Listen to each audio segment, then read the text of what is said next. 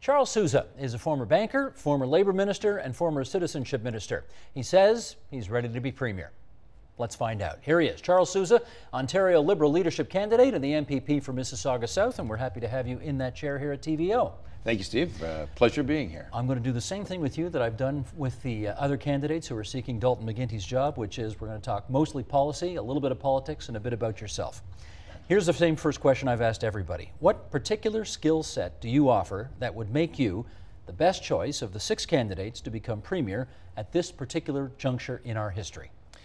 I think it's important that we have an individual, a leader, that's going to take information from all avenues. I have spent 25 years in the private sector. I worked hard in terms of understanding economic and the financial industry. That's where I was trained. And I recognize that in order to make informed decisions, you need a lot of information. And I have always done that in my previous life. I've done that as a minister and as someone who's been in politics for the past 5 years. I see myself as someone who can engage a number of individuals, ensure that we don't make rash decisions, and that we make long-term decisions. For me, election cycle politics, those are short-term decisions. We need to go beyond the next election. We have to think long-term, and we have to make strategic decisions that's going to impact the lives of Ontarians for generations to come. And those are big, big decisions to make. And in these economic times, especially with the sensitive recovery we have now, we've got to think long-term in order to position ourselves well for our children's future. As a former banker, do you think the deficit's our biggest problem right now? You know, as someone who comes from the finance background, every fiber in my body tells me we have to balance our books by 2017 as our economic plan asks for. We got to ensure that we do it in such a way as to stimulate economic growth. We got to be careful. We don't want to do too much and too drastic, because then we're going to harm our economy as well. Too drastic cutting, you mean? We have to make cuts, but we have to also ensure that we can continue to invest. So there's 2 things to look at. One is a deficit, and we're on plan to balance the books by 2017. The other one is long-term investments. That's the debt to GDP. Now, we have still strong fundamentals in Ontario. Ontarians should be proud of where we stand relative to the rest of the world. So it's incumbent upon us to make those long-term investments to protect our future. I'm talking specifically around public transit. I'm talking about high-speed rail. I'm talking about more infrastructure projects. I'm also talking about engaging in programs and initiatives to encourage more processing and manufacturing in Ontario. We need to do more of the secondary sector here so we have value-added jobs. Those are investments that are going to pay huge dividends in the long term. Can we balance the books without raising taxes? Our plan is calling for us to balance the books by 2017 under the conditions that we have now. Of course, one great way of increasing our overall revenue stream is by increasing economic growth. For me, every decision is around jobs. Yeah, but everybody says the growth rates are going to be pretty much static. They're going to be slow, as slow. far as the eye can see. Exactly. So these are why we need to take some measures to ask everyone to take a pause. Right? We're asking everyone to take a pay freeze. We're asking broader public sector to take a 2-year freeze. We're asking management and assistants to take a 3-year freeze. We're asking elected officials to take a 5-year freeze. But no tax increase? And more importantly, we're asking investors and businesses and others to come to Ontario. We've done that. We've now increased investment in Ontario, as we're one of the largest jurisdictions anywhere in North America for investment. That's creating economic growth. That economic growth will translate into more revenues as well. That's the way to go. What spending can be cut? There's a number of areas within the various ministries of government that's already addressing those issues. In fact, Ontario at this point is the lowest per capita spender than any other province. But there are areas that we can probably have more value for money, and those things are being addressed. We know that healthcare and education are the biggest part of our budget. That's where the majority of our expenditures are going to. So we got to find a way of making them sustainable and making them more effective. So there are some transformational changes happening that are going to be necessary to continue delivering good service and ensuring that we have what's necessary. Like what? Attitude. Transformational change? Well, I'm looking at the way we deliver healthcare, right? So we are now trying to suggest and find ways to have more home care, more abilities to having access to care where you need it, when you need it. We have broadband digital media that should be thrown up, that should be all over Northern Ontario. That's going to enable people to have better care in the other capacities. But let's look at nurse practitioners, personal support workers. They do essential services in our healthcare, and we need to attract more of them to those services and enable them to treat people and accommodate people close to home. We need to attract them. We need to pay them a little extra, though, to do so. But we also have the ability to save tremendous amounts of money by having people at home as opposed to being in hospitals. Okay. And those are the way to go. That's the healthcare side. Let me talk about the education side. If you become premier, what's the first thing you're going to do to try to improve relations with the teachers?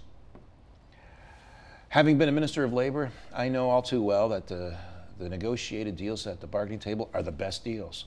And we need to do them and we need to bargain in good faith. We need to build trust. Right now, and I think the Premier and others have acknowledged we could have done things better at the start. But we have a situation now where many deals have been accommodated. Many are being done, even not just with teachers, but with everyone. As a result, even arbitrated deals now are coming in at 0-0. It's important, though, that we have that conversation. My door will always be open. I understand the two unions particularly who want to address these issues are open to those discussions, and I would welcome those discussions going forward. So you'd have the head of the elementary teachers union and the secondary teachers union into your office for a conversation right after you win? Eyeball to eyeball. Eyeball to eyeball. Eyeball to eyeball. Let's just talk. I mean, we know that there is a deal here. They recognize the circumstances before us. They know all too well that we need to resolve these issues going forward. They've been strong partners in our education system. We got one of the best systems in the world because of the teachers. So why'd you do Bill 115 then, if they're such good partners? It's a fiscal issue. We all knew that September 1 rollover date had to be addressed, and that had to be resolved. Unfortunately, it also created angst amongst the system, and we need to resolve that. But it's not just teachers. I mean, it seemed as they're being targeted, but it wasn't them, because it was also doctors. It was also broader public sector. A number of deals throughout the system is being resolved and accommodated. What we want to do is protect jobs and allow everyone to stay at work and enable us to have the good system that we have. We're still accommodating for younger teachers to come to the system and grow as well. So for me, again, these are decisions around jobs. And do they help create jobs for the benefit of our competitiveness? Education is a very essential part of our competitiveness in the future. We want our kids at our best. I've read your economic platform, and I know that developing the Ring of Fire is a big deal for you in Northern Ontario, near James Bay.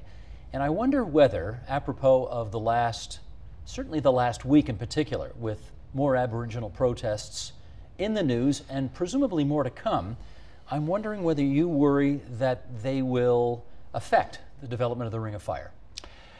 You know, our First Nations, our Métis Nation, they're essential in this partnership.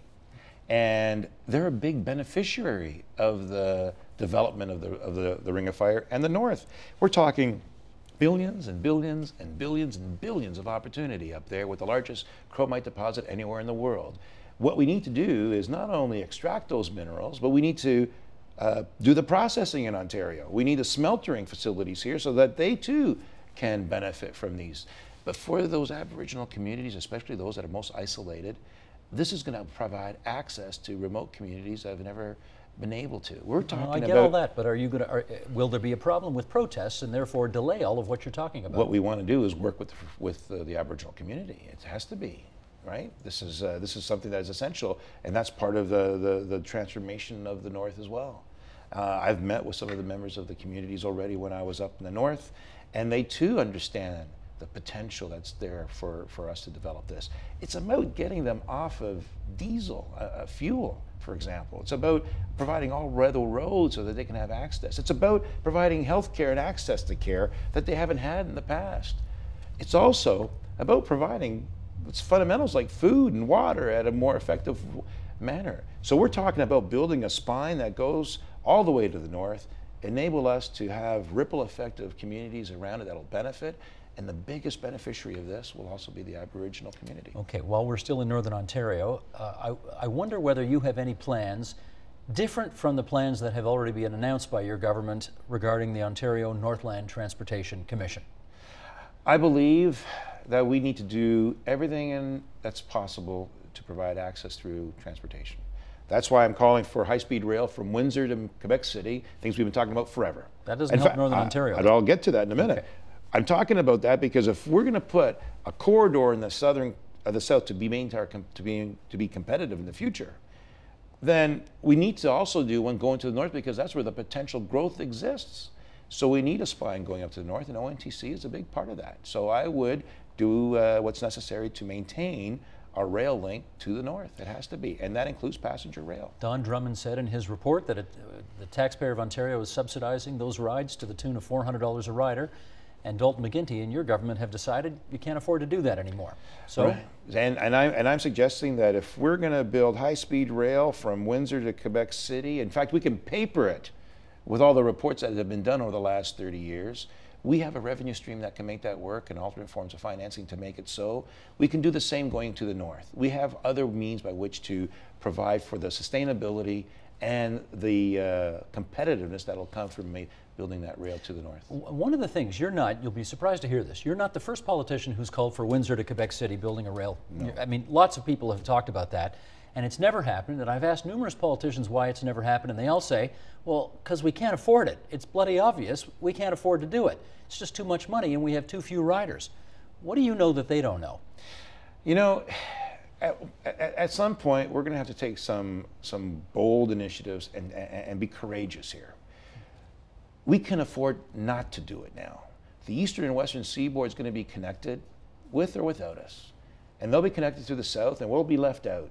We need to ensure that that corridor is protected so that we can build more manufacturing and enable more people to travel more safely and more quickly. This is essential for us, and I say we go from Hamilton to Toronto, Oshawa as a first step. We have the wherewithal to build it out of London, Ontario, and out of Thunder Bay. We've got the expertise already exists. Got a price tag on it? We have alternate forms of financing to make it so as well. We need to involve private sector. We need private sector involvement. We need to find some revenue streams to support it. I've done this now as Minister responsible for the Pan Am Games. We've got abilities to build in partnership with others as long as there's returns, and there's positive returns from an investment of this sort. And we're talking a 30-year period. So there's nothing inconsistent between what you want to build in terms of this train and balancing the budget at the same time? Absolutely not. Balancing the budget is essential, and we need to do that. But our debt to GDP is the other number to look at. And those are long-term investments, and those things we can still afford.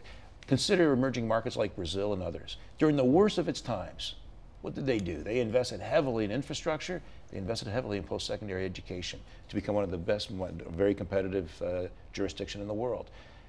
Part of my platform also talks about post-secondary education by way of experiential learning, by way of mentorship, by way of apprenticeship programming.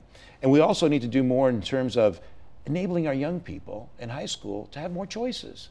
So labor market movement, so that they know what it is that give them options to what they may want to do. Okay, you ready to talk some politics now? Sure. Here's what I hear about you. I'm out there, I talk to liberals, I want to find out what they think about you, and to a person they all say, Charles Sousa, good guy, decent guy, solid guy. He's been in politics less than 5 years, he's got no profile at all. Are they right about that? I have been in politics for 5 years. And yeah, I'm not a career politician, but I am a politician because I've been doing it now for 5 years. And I believe it's necessary for us to have a new face. Well, you know, a little renewal. We're talking about party renewal. That's what this is about. And I have some ideas that I think are important. And these aren't just my ideas. These are ideas that I've obtained as a result of being out there with a number of community members all across this great province. And I have 25 years in the private sector, so I understand a little bit about how that works too. I've helped many businesses in my career get started. I think we have to attract some of that expertise, someone who has some economic background, but also has a working background in terms of getting it done. So if I can quote you at the last Toronto Liberal Leaders Debate, you can be a fresh face and still be graying at the temples the way you are. Oh yes, of course we can. That can be done. All right, the other thing I hear is, as everybody knows, and you're ready for this question, I'm sure you've had to answer it wherever you've gone. Your government, we don't know what the final price tag is, but you've spent upwards of $200 million at least to cancel the power plant that was going to go in Mississauga. It's being moved to Sarnia, and Liberals tell me when we talk about it, I can't vote for a guy who every time I look at him reminds me of how much money we blew trying to save his seat in the last election. What do you say to that? Well, I have fought for the community, and this wasn't in my riding, by the way, it was outside my riding. I opposed the siting of that plant 7 years ago. I opposed it still when I was running, and I opposed it when I was elected. I opposed it when I became minister, and I still oppose it when I sought re-election, saying it was poorly sited, it's in the wrong location. It's a stone's throw away from homes, literally. And I fought to protect the community as I would fight to protect Ontario. As Premier, I wouldn't have allowed it to be cited in the first place. We have to take into consideration the community issues.